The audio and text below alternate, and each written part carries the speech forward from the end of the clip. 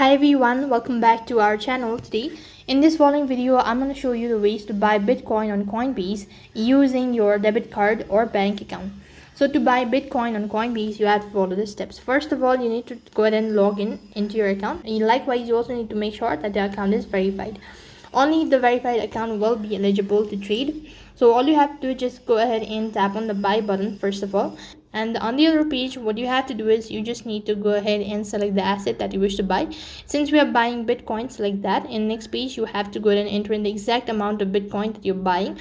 And when you've selected the exact amount of Bitcoins, then as per the payment section you have to go ahead and select either your bank account or debit card. If you've not added either one of it, then you have to go ahead and manually enter in at the moment, and when you've done that you'll be able to pay with your debit card or your bank account in order to buy Bitcoin on Coinbase.